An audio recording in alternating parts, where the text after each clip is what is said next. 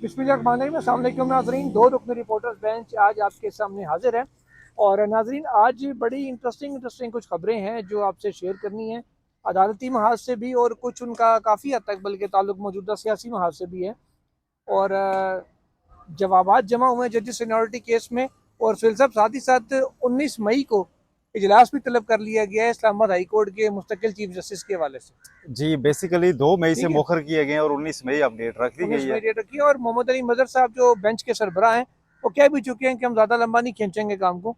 मतलब वो कहना चाह रहे हैं कि हर केस को फौजी अदालत केस ना समझें, इसको ये अपने तरीके से जितना जल्दी जिस तरह तरीका होता है केस का निपटाने का, इसको उस तरीके से निपटाया जाएगा।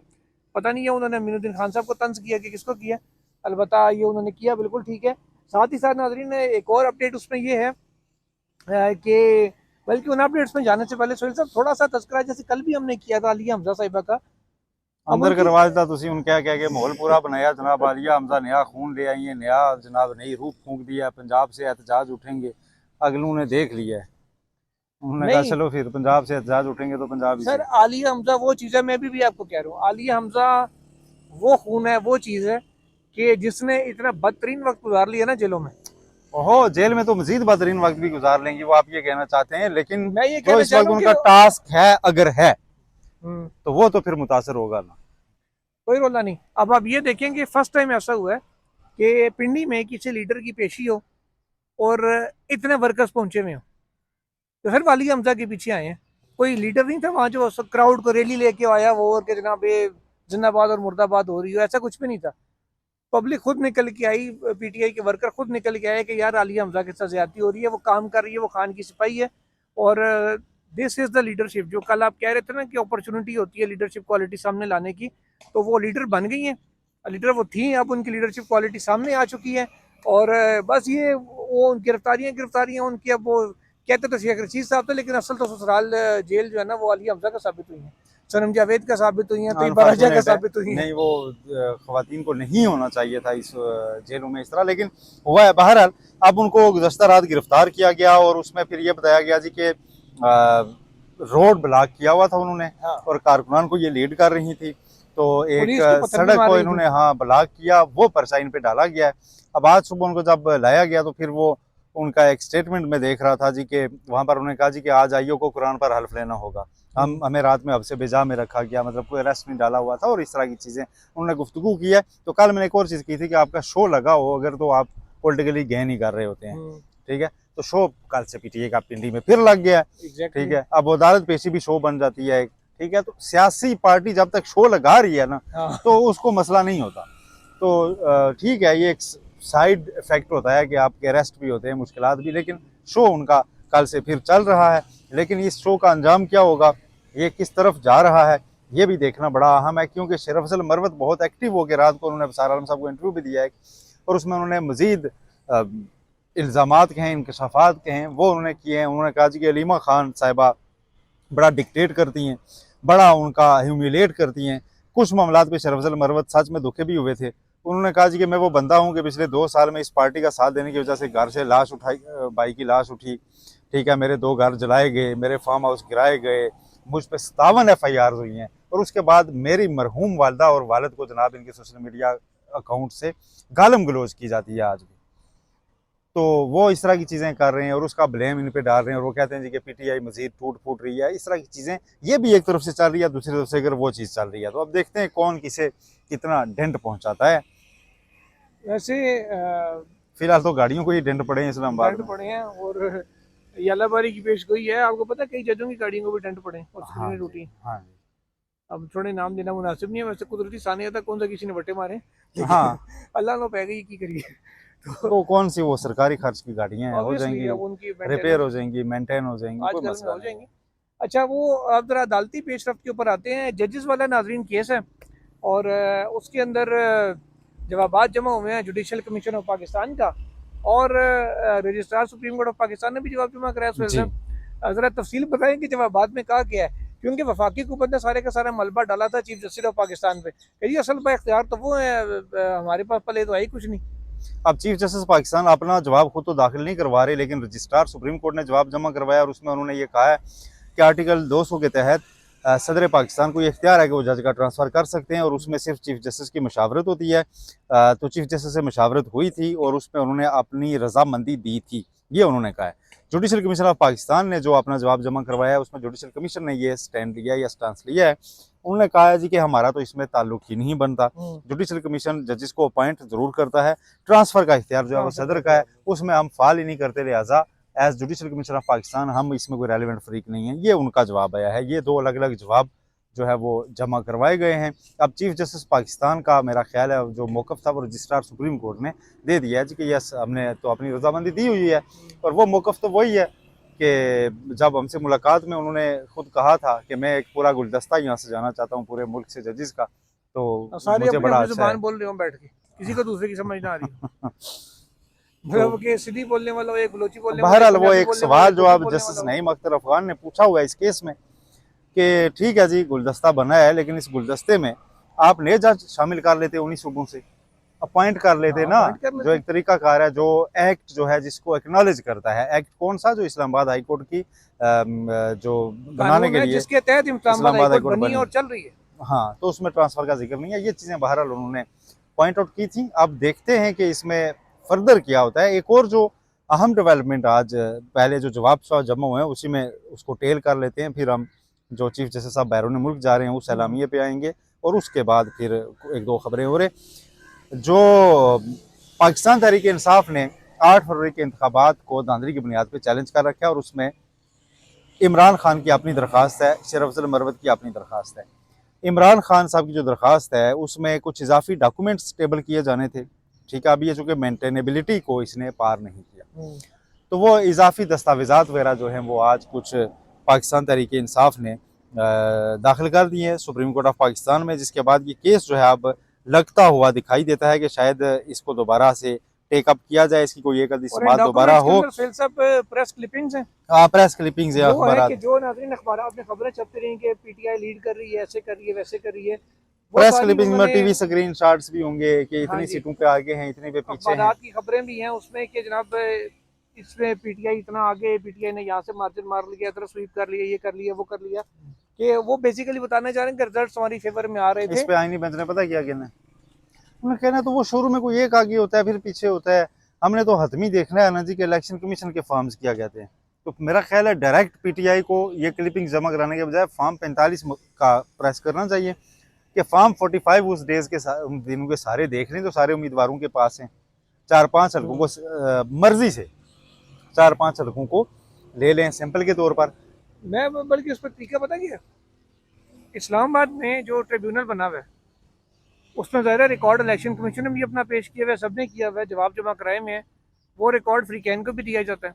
तो इस्लामाबाद की जो तंजीम है या शेब शाहीन साहब हैं, अली बुखारी साहब हैं, ये लोग इलेक्शन कमीशन की और अपने फॉर्म 45 और जमात इस्लामी ने भी इनको दिए हुए हैं, उन तीनों के फॉर्म 45 एक कॉपी में लगा के उनको दे दें कि जनाब ये हमारा वाला जो हमें इशू हुआ था, ये जमात इस्लामी का इशू हुआ था, ये इलेक्शन कमीशन का जो टेम्पर्ड है जिसके ऊपर ओवर राइटिंग हुई है। इसमें सुप्रीम कोर्ट ने कहना है कि अब आपका सारा ये केस ट्राइब्यूनल्स में है, तो ट्राइब्यूनल्स के फैसले आने दें, फिर देख लेंगे। उन्होंने क्या आगे सर उसके चीज़ ये है कि हमके उससे मकसद ये है कि सिर्फ ये एक बर्ड रिव्यू आपको देना है कि ये गेम हुई है, हम इसकी इन्वेस्टिगेशन चाहते हैं। फर्दर एक ट्रिब्यूनल 2 4 6 महीने लगा रहा है, 2 साल तो ऑलमोस्ट मजाज में आपको बता रहा हूँ कि वो कहेंगे कि ट्रिब्यूनल इन्वेस्टिगेट करने के लिए ही है ना, ट्रिब्यूनल इसको देखने के लिए ही है ना कि आपका मौकफ ठीक है या नहीं, तो आप ये वहाँ पेश करें, क्यों अपना केस वहाँ खराब कराना चाहते हैं आप? जो चीफ जस्टिस यही अफरीदी साहब ने किया है 9 मई के केसेस में, तो वो यहाँ भी हो सकता है कि आप अपना केस क्यों खराब कराना चाहते हैं हमसे? पीटीआई साहब ने ना पीटीआई का केस खराब किया, ना गवर्नमेंट का केस खराब किया, उन्होंने अपना और अदालत का केस खराब कर दिया। तो मेरे केस उनके केस बचाते बचाते सर उन्होंने अपना डाइस क्लियर करना था कि मेरे टेबल पे अब कोई केस इसका नहीं पड़ा हुआ, ताकि अगर फ्यूचर में फिर पीटीआई के वक्त को कुछ इस्लाहात के लिए बुलाया जाए तो ये ना कि 9.5 महीने केस लगाओ, वो कहेंगे मैंने निपटा दिया। वो कौन सा उनने करना है, वो उनने करना है, बस मेरे टेबल पे कुछ भी नहीं है। एग्जैक्टली आपके खिलाफ कोई एडवर्स ऑर्डर पास नहीं हुआ, आप किसी चीज में एग्रीड नहीं है, ऑर्डर आपने साथ लिख के सुमेर को सामने रखवाया। एक प्रेस रिलीज उनकी ये भी आ सकती है कि जनाब जमा होते भी हमने 400 केस निपटा दिए, ये तो आएगी, वो तो आएगी ना कि हमने इतने केस कर दिए। खैर फिलहाल चीफ जस्टिस साहब का तज़किरा चला ही है, तो आज सुबह एक एलामिया जारी हुआ, जो खबर हम कई दिन से दे रहे थे, हाँ, कि चीफ साहब जा रहे हैं, चीफ साहब जा रहे हैं। और पहली बार मैंने देखा कि सुप्रीम कोर्ट में ना वो जो दो तरफा ताउन, साइड लाइन्स मुलाकातें और जैसे कोई ना मतलब फॉरेन अफेयर्स का डेलीगेशन जा रहा है। 1 पेज का एलामिया है, उसमें ये लिखा गया है कि चीफ जस्टिस साहब एक डेलीगेशन को लीड करते हुए नेक्स्ट वीक से चाइना रवाना हो रहे हैं, और चाइना वो जाएंगे तो वहाँ से वापस तुर्की भी जाएंगे, और चीफ जस्टिस साहब के साथ वफ्द में शामिल होंगे जनाब जस्टिस अमीनुद्दीन खान साहब, आइनी बेंच के सरबराह, जस्टिस शाहिद वहीद साहब, और उसके अलावा जो 2 जजेस जो हैं वो एक गवादर से एडिशनल सेशन जज हैं, और एक लकी मरवत से खातून जज हैं, सीनियर सिविल जज। ये 5 रुकनी वफ्त बनता है। जब हम मिलते थे चीफ जस्टिस साहब से, मुलाकातें होती रही हैं हमारी, हर बार कहते थे कि जब कोई बाहर कॉन्फ्रेंस आती है तो सुप्रीम कोर्ट के जज उठ के चले जाते हैं या हाई कोर्ट के चलते। अब मैंने इन्हें कहा है कि जो पसमानदा इलाकों के हम उनको साथ शामिल करेंगे, तब हम जाएंगे, वरना नहीं जाएंगे। तो ये शाहिद वहीद साहब तो चले एक लाहौर से हैं, तो उनका तो मामला और है, जरा उन्होंने हो सकता है वहाँ को लेक्चर वेक्चर भी देना हो, पार्टिसिपेट लेक्चर देना है। एलामिया कह रहा है कि वहाँ पे उन्होंने आर्टिफिशियल इंटेलिजेंस की जो इस्तेमाल है जुडिशरी में, इसके ऊपर उन्होंने की नोट। शायद वही साहब विजनरी आदमी है, वो दे सकते हैं। बाकी सारे जो हैं, अमीनुद्दीन खान साहब हो गए, जनूबी पंजाब एक पसमानदा इलाका, आईनी बेंच के सरबराह भी है ना, वो उस कैपेसिटी में वो आईनी बेंच का, वो कौन सा आईनी बेंच को मानते हैं? तो चाइना में 26वीं तरमीम नहीं हुई, ना तुर्की में हुई है, तो वो तुर्की में बहरहाल वहाँ पे आईनी अदालत ही है जिसकी 63वीं सालगिरह की तकरीबात है, जहाँ पर चीफ जस्टिस साहब ने जाके शिरकत करनी है। अच्छा खैर, इस ये थोड़े दिन और ठहर जाए ना, तो आईनी बेंच में, हमारे उधर तो आईनी अदालत है, हमारा आईनी बेंच है, तो यहाँ पे मिलिट्री कोर्ट वाले केस की 63वीं समात भी हो सकती है। हाँ, तो हम ही केक काट लेंगे। तो बहरहाल उस एलामिया में कहा गया कि चीफ जस्टिस यही आफरीदी वहाँ पर ईरान के चीफ जस्टिस के साथ भी साइड लाइन्स पे मुलाकात करेंगे। चाइना की सुप्रीम कोर्ट के साथ एक MOU बाहमी जो ताउन के उसके ऊपर साइन हो सकता है, और इसके अलावा फिर वो तुर्की जाएंगे, जहाँ पर इस्तंबुल में वहाँ पे जो आईनी अदालत के सरबराह हैं उनकी दावत पर वो उसकी तकरीबात में शिरकत करेंगे। और इसके बाद फिर सुप्रीम कोर्ट ऑफ पाकिस्तान से जारी हो गया है, क्या जारी हो गया जी, एक और सर्कुलर जारी हो गया है, और वो सर्कुलर ये कह रहा है कि जनाब चीफ मंसूर अली शाह साहब, सीनियर तरीन जज, वो अपने बतौर कायम मकाम चीफ जस्टिस पाकिस्तान का हल्फ उठाएंगे 21 अप्रैल के रोज़। आज राजा बशार साहब होते तो कहते कि मैं क्या सीना चीफ जस्टिस बनाऊंगे। बहरहाल वो तवातुर के साथ वो कह रही थी, तो आप वो बनने जा रहे हैं, और जस्टिस मुनीब अख्तर उनसे हल्फ लेंगे। हल्फ बर्दारी की तकरीब सुप्रीम कोर्ट में होगी। ये नाज़रीन तरीकाकार है। अच्छा, इसको 26वीं तरमीम में भी छेड़ा नहीं गया कि जब चीफ जस्टिस जाएगा हाई कोर्टों में, तो है ना कि आप किसी को भी एक कायम मकाम बना सकते हैं। सुप्रीम कोर्ट के हवाले से आइन बड़ा वाजे है कि चीफ जस्टिस जब भी जाएगा जो सीनियर मोस्ट है वो बनेगा। अगर सीनियर मोस्ट खुद कहीं बाहर गया हुआ या वो साथ जा रहा है या वो पहले से छुट्टी पे है, तो फिर उसके बाद जो नेक्स्ट है वो बनेगा। तो मंसूर अली शाह साहब बनेंगे, और तरीकाकार के मुताबिक, रवायत के मुताबिक, जो कायम मकाम से नेक्स्ट सीनियर होता है वो उनसे होत लेता होता है, जो भी अवेलेबल हो। तो अब मुनीब साहब क्योंकि अवेलेबल हैं, तो मुनीब साहब उनसे सुबह 9 बजे जजेस ब्लॉक में 2nd फ्लोर पे कमेटी रूम में हलफ लेंगे। आप ये बताएंगे थोड़े कमेटी रूम में देखा जाएगा, टी रूम में, ठीक है। ये बताइए कि इस हफ्ते के दौरान कोई एडवेंचर देखते हैं? इतनी ज़्यादा मुतालबा किया जाता था जस्टिस मंसूर अली शाह की जानिब से, चीफ जस्टिस का ये इख्तियार है, वो फुल कोर्ट कन्वीन करें, वो ये केस ऐसे लगाएं, वो केस वैसे लगाएं, तो इन अदालत के जनाब वो हो रहे थे। ऐसे में पूरा उनके ऊपर सुप्रीम कोर्ट ऑफ पाकिस्तान छोड़ के, पाकिस्तान का जुडिशल सिस्टम छोड़ के, एक ऐसा बंदा जो ये समझ रहा है कि इस वक्त निज़ाम ठीक नहीं चल रहा और ये 26वीं तरमीम भी अल्लाह इसका बेड़ा गर्क करे, सारी चीज़ें इस तरह की वो एक बंदे के जहन में है, तो उनके सुपुर्द करके वो इतने कॉन्फिडेंस से जा रहे हैं। इससे पहले फुल कोर्ट मीटिंग भी हुई है, और उसके बाद कहा गया जी कि जल्द दोबारा फुल कोर्ट होगी। तो फुल कोर्ट मेरा ख्याल है पहले चीफ से यही आफरीदी ने बुला के कन्वीन करके नेक्स्ट उसमें डाल के, तो वो फुल कोर्ट वाला तो साइड पे कर दिया जी, देखिए फुल कोर्ट तो अपना कर। एक और मैं आपको चीज़ बताऊं, वो आपने कहा ना इतने कॉन्फिडेंस से जा रहे हैं, वो अमीनुद्दीन खान साहब को भी साथ लेके जा रहे हैं जी। प्रैक्टिस एंड प्रोसीजर की जो कमेटी है उसमें चीफ जस्टिस है अमीनुद्दीन खान और मंसूर अली शाह साहब है। लॉ में कहीं ये नहीं लिखा हुआ कि अगर एक नहीं आता उसकी जगह दूसरा बिठा सकते हैं हम, ठीक लेकिन है? 2 बैठ के कर सकते हैं। 2 बैठ के, तो 3 में से 2 बाहर जा रही हैं, अकेला बैठ के कंट्रोल हो जाएगा प्रैक्टिस एंड प्रोसीजर में। हाँ, तीसरे वो कायम मकाम की तो या किसी और की तो गुंजाइश ही नहीं है ना, या अगर एक जज नहीं तो दूसरा बिठा के डाल लिया, वो काम नहीं, वो काजी फाजी सा कर सकते हैं कि ना उसने ना आइन देखना ना कानून देखना, मैं मर्जी देखनी है। शाह साहब का तरीकाकार डिफरेंट है, एक बात ये। दूसरी बात ये, आप कल मैं एक सुप्रीम कोर्ट में एक जगह बैठा हुआ था, जब आप लोग कहते हैं कि गायब हो जाता है, मैं किसी न किसी जगह बैठा हुआ होता हूँ, वहाँ पे कितना दथा सामने आया सर, इतना मोटा पलंदा, by the order of committee, जजेस के रोस्टर भी, कॉस्ट लिस्टें भी, और बेंचों सारा की कुछ तशकील बना भी, के गए हैं। सारा कुछ वो करके गए हैं 1 हफ्ते के लिए। समझ लो कि वो पक्का बाउंड कर गया। और वैसे भी आपस की बात है, मैं पर्सनल इन्फॉर्मेशन आपसे शेयर कर रहा हूँ, मंसूर अली शाह साहब का किसी किस्म का एडवेंचर का कोई इरादा नहीं। इरादा नहीं है। वो अपने कागज नहीं खराब करना चाहते कि ऐसा मिस एडवेंचर करें या मिस कैलकुलेटेड चीज़ करें जो आप उन्हें पता है कि वो लिख के दे रहे सूरज मशरक से निकलता है, गवर्नमेंट ने वो भी नहीं मानना, इम्प्लीमेंट तो नहीं करना ना। या वो खड़े खड़े शहबाज शरीफ को मुअत्तल करते हैं, शहबाज शरीफ ने कहना तो कौन है, मैंने मानना ही नहीं, वो वज़ीर आज़म मिलते रहेंगे तो और क्या फिर ये। 26वीं तरमीम का केस जो है वो टेकअप हो चुका हुआ है, वो ऑब्वियसली अब जेरे तो इल्तवा ऐसा है, कुछ तो भी ऐसे में नहीं है कुछ कि नहीं। मंसूर अली शाह साहब कोई वो एडवेंचर करेंगे या कुछ करेंगे। तो बस वो रूटीन के जो डे टू डे अफेयर है वही चलाएंगे। और आपको बाय द वे एक चीज़ ये भी बता दूं कि यही अफरीदी साहब से ज़्यादा जो पावरफुल है ना सुप्रीम कोर्ट में, वो रजिस्ट्रार सलीम खान साहब। हाँ, वो फुल फ्लैज चीफ जस्टिस का वो इख्तियार इस्तेमाल करें जो कोई नहीं कर रहा। सुने को वो अपने दौरे भी करते हैं, ब्रीफिंग्स भी सर लेते हैं, सुना है उसके कोई, अलावा एलामिया नहीं जारी होते नहीं हैं। इला गुलामी तो करते ही हैं। अब एक ब्रीफिंग रूम भी सुप्रीम कोर्ट में बन रहा है और बताया जा रहा है कि जी वो कह रहे हैं हर हफ्ते या हर अब 10 दिन बाद। सुने सुने नया सुने रजिस्ट्रार ब्रीफिंग तो नहीं, एडिशनल रजिस्ट्रार ब्रीफिंग तो नहीं अपॉइंट होगा?